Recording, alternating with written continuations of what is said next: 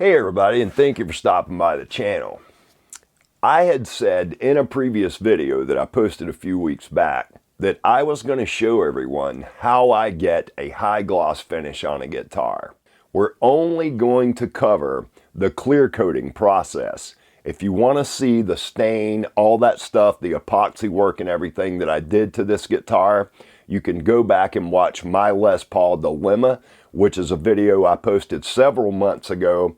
I've decided that I'm really going to focus on how to get a gloss finish using a rattle can in this video. Knowing that I build guitars one at a time, I had some decisions I had to make when it came to putting all this stuff back in the shop, and I just decided I did not have the space to put a spray booth in here. That being said, I do want a way that I can get a nice high gloss finish on a guitar. And this stuff right here does a fantastic job. This is Spraymax 2K high-speed automotive urethane Clearcoat. 2K means two component. There's a red lid that comes on these cans right here, and it's situated in the cap like that. You pull that red lid off, put it on the valve on the bottom of the can, you smack that on the table, that breaks a membrane inside this can and allows the two components to blend together. This is an isocyanate product. It is dangerous. You need to wear an N95 mask at the very least when you're spraying this stuff. So I'm going to show you guys how I got this finish. Let's get rolling. My name's Todd. Welcome to Sweet Tea Guitars.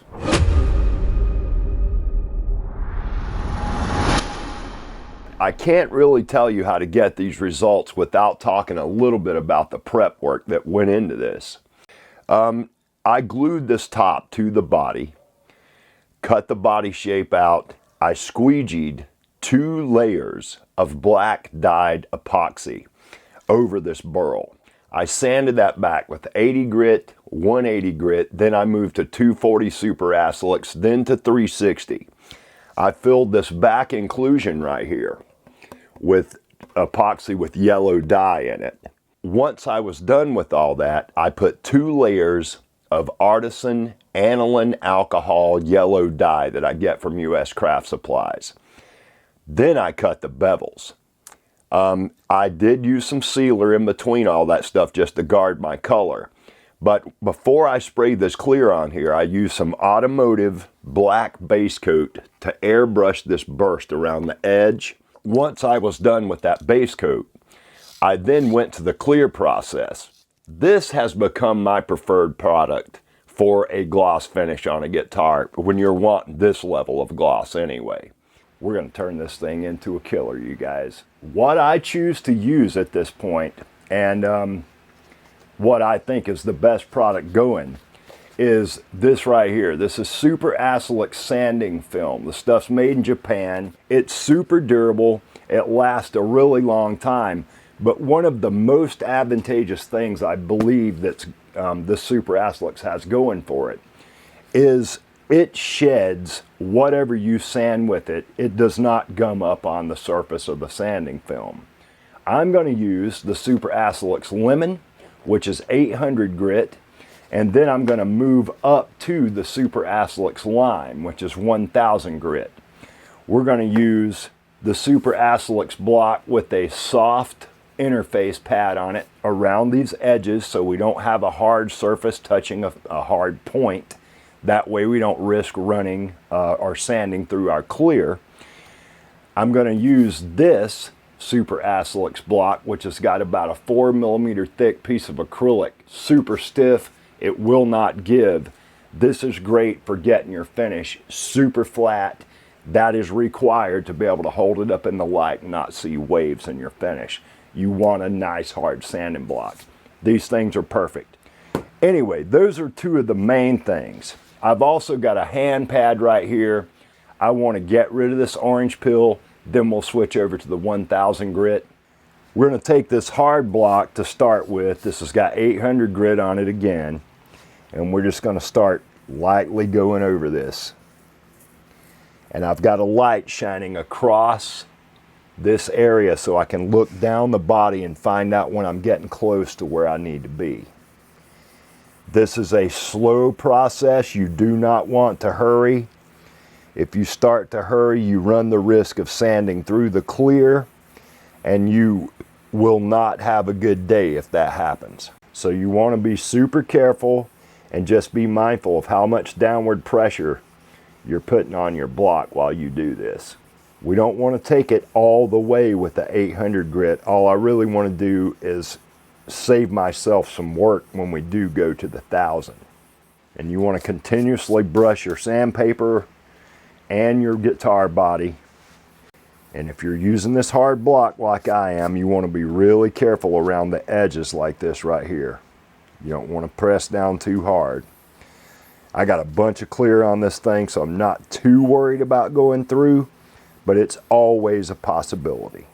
I'm going to continue to work on this. When we come back, I'll show you guys the results, and we'll flip over and get the front. I'm going to do the flat areas first, then we'll catch the sides and the bevels and all that stuff. When you're getting up close to an edge like this, you want to slow your stroke down and take smaller, just tiny little strokes like this. You don't want to get moving back and forth like this. That causes you to want to roll over the side. And if you do that too many times with too much pressure, you will absolutely go through the corner of this stuff, and you do not want that to happen. All right, so I've got most of this down there now. I'm starting to be able to see that it's hazing out all over the surface, the flat surface anyway, of the body. So based on how confident you are in your ability to keep going with the 800, carry it as far as you feel comfortable going. I'm as far as I feel like I need to go with the 800. I want to switch over at this point to the 1000 grit. So what we want to do now is get as close to the edge as we possibly can and get all this leveled out. Watch your leavings on your sandpaper. If you ever see, especially in this case where we know we've got that burst around the edge, if you even see a little bit of black starting to show up on here, you're through your clear and you need to stop and reevaluate the situation. You can fix it, but it's difficult. It's looking pretty good so far. I don't see any major divots, and this would absolutely point out to me if I had any major valleys or anything like that in the surface of this guitar. And I don't see any at this point, so we're in good shape.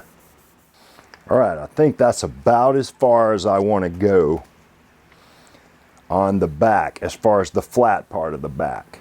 And we're not going to touch the bevels or the sides yet. We'll do that once we get a little further along. I'm going to flip this over and we'll take care of the front now.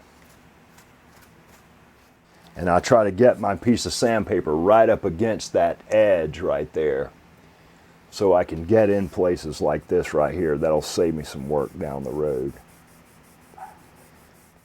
You'll know when you need to think about changing over to 1000 grit when you start to see this kind of stuff right here. There's not that much shiny area left. It's almost all dulled out at this point.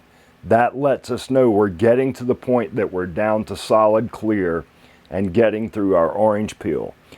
You don't want to keep going with the 800 grit once you're to that point, because you run the risk of sanding through the clear. On top of that, you want to leave as much of this clear intact on this body as you can for long-term durability and protection. I've gotten this body sanded dry with the Super Assilex sanding film up to 1000 grit. I want to stick at 1000, and we're going to move into the wet sanding phase of this thing. So let's get started on that. But before we do, let me show you a few tools I'm using. So I've got this little hard plastic block that was part of a kit I got on Amazon, and it came with several of these little type blocks that you can screw sandpaper down onto. Perfectly flat. I've sanded these flat on a flat surface using my granite top actually. I've got 1000 grit sandpaper on here, and we're going to get after this. So let's just continue on. I'm not going to film all of this. We'll just film the beginning, and I'll show you guys as we get closer to the end. I just really want to give you an idea for how this goes. So I've got some soapy water in a bottle right here, and we're just going to mist the body down. And I like to take this in phases, and you want to take short strokes. Some people like to go in circles. You can do that if you want, but you just want to make sure you're holding your block nice and flat up against the surface. And you don't want too much downward pressure. You want to let the sandpaper do the work. And you want to check your sandpaper pretty much constantly to make sure you're not getting any buildup on it. If you start to get buildup on it, what it'll do is cause you to mar the clear that's on there.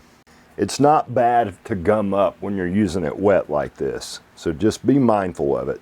Then every so often, take a dry rag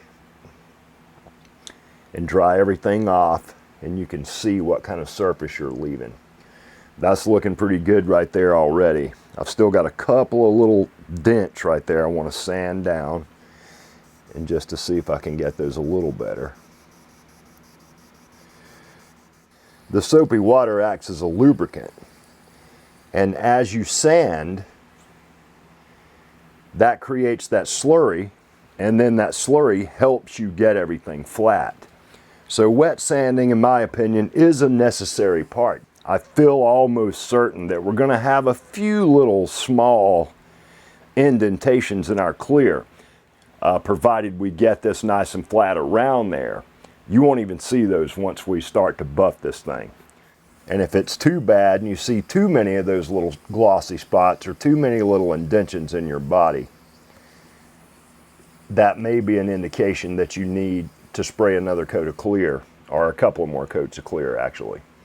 So just kind of keep that in mind. The end result is what matters. It's all that matters when it comes to guitar building. So I'm going to continue on, you guys. We'll come back and we'll do the same thing to the front, and I'll bring you guys back at that point and we'll talk a bit more about this. Another tip I wanted to share with all of you. When you're sanding with 1000 grit, I like to stick with 1000 grit until I've done the entire guitar body, instead of changing over and doing the back in one phase and the front in a different phase. You develop a rhythm with the grit of sandpaper that you're using. And I find it important to stick with the same grit until you're completely finished with that, because once you get up to say 1500 grit, what you're actually trying to do when we move to 1500 is get rid of the scratch pattern that we created with the 1000 grit.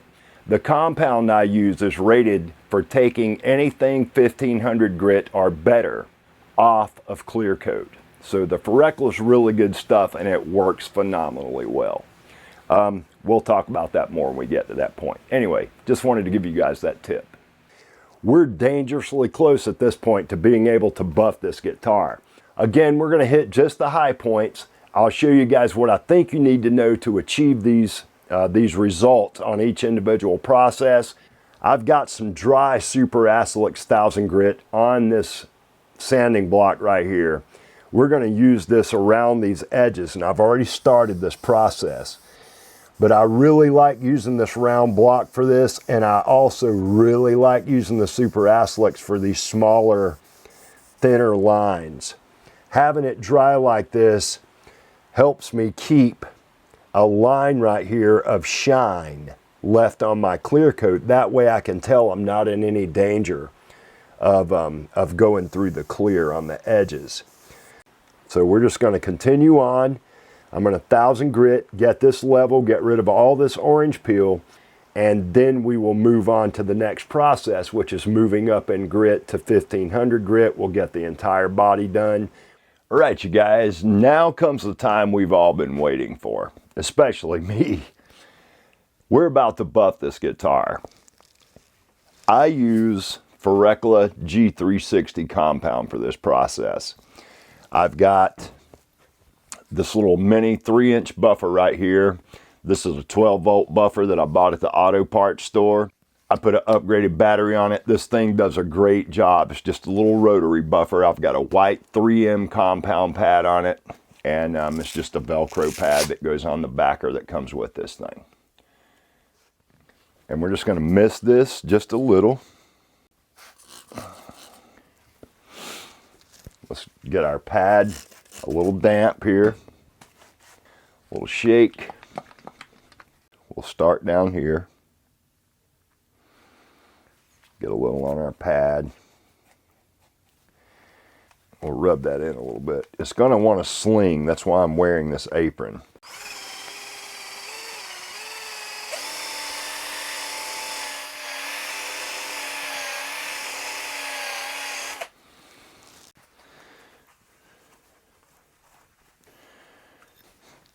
I'm going to lay off the water a little bit so this stuff gets a little more aggressive.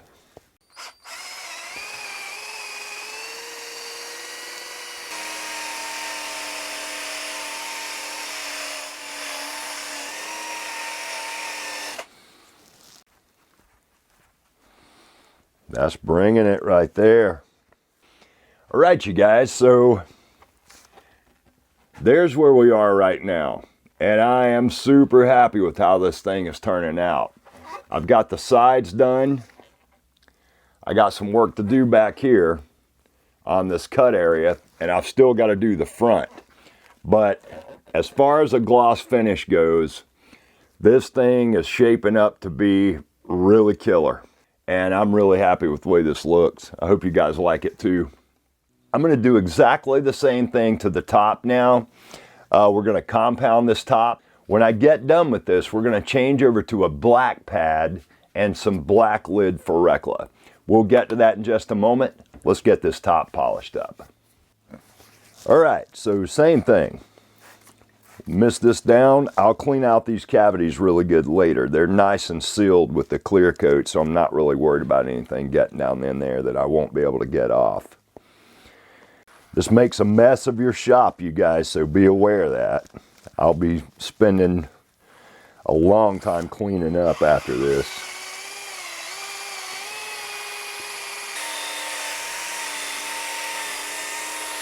Putting very little downward pressure on this. I'm just letting this pad cut. The more pressure you put down on it, the hotter the pad gets, and you run the risk of burning through your finish. You don't want to do that. Not this late in the game. But you'll be able to see how quickly this happens. I mean, it's glossing up nice already. This is going to be such a sweet looking guitar. I'm really happy with it. I always like to wet the body down for the first couple of goes. It just provides you with a little extra lubrication and allows you to run the pad a little faster. Once I get that done, however, I start to ease up off of the water.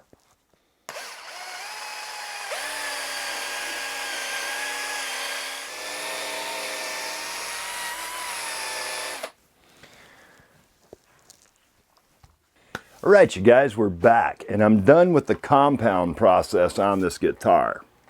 I've got a black pad on my buffer, and we're going to do the same exact thing we did with the compound. This is just a little finer abrasive, and the last step, basically. This takes any of the swirl marks left from the compound out of the clear and leaves us with a nice, smooth, glassy finish. This is the product. This is Farecla G360 Fast Finish, or actually Super Fast Finish. So this is the final step. Some people wax after this. I don't really see the need. You can do that if you want to, though.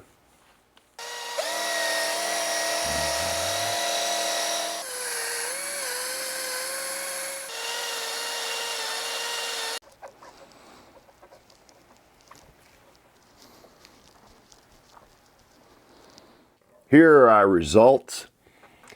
I am extremely happy with how this turned out. So I want to recap so all you guys know how this clear went on here and what I put into it. So after I sprayed that initial dust coat of clear, which basically means I did not go for coverage on that. All I wanted was to make sure I had a nice light coat on first to give the subsequent coats a surface to bond to. You want to observe proper flash times. It's a little bit cooler this time of the year, so I waited a little longer in between coats. I'd say probably 15 to 20 minutes. After that initial dust coat, I went back, applied a medium wet coat, which means I did go for coverage on the second coat. I let that flash off for 15 to 20 minutes, then applied a third medium wet coat. I let that dry overnight. I sanded this back with 800 grit, then 1000, making certain not to sand through my clear. Then I did that entire process over again the next couple of days. I did not stabilize this burl properly. It's not vacuum processed in a bag or anything like that. I was counting on those squeegee coats of epoxy that I put on this thing to give me enough of a stable surface that I'd be able to get a nice flat finish at least. And I'm happy with it. But when I work with burl in the future, I will absolutely stabilize it in a vacuum bag before I work with it. Because what you run into, just the inherent characteristics of burl, there's hardwood and softwood and downright punky wood in burl that you could literally put your finger through if you pushed hard enough. So you need to get all that wood as evenly hard as possible. Anyway, you can absolutely achieve these results with a spray can. And I'm really happy with how this thing has turned out, you guys. Don't forget to stay on the lookout for the final collaboration video that Gio will be posting over on his channel. I'll see you in the next video. And as always, peace and love.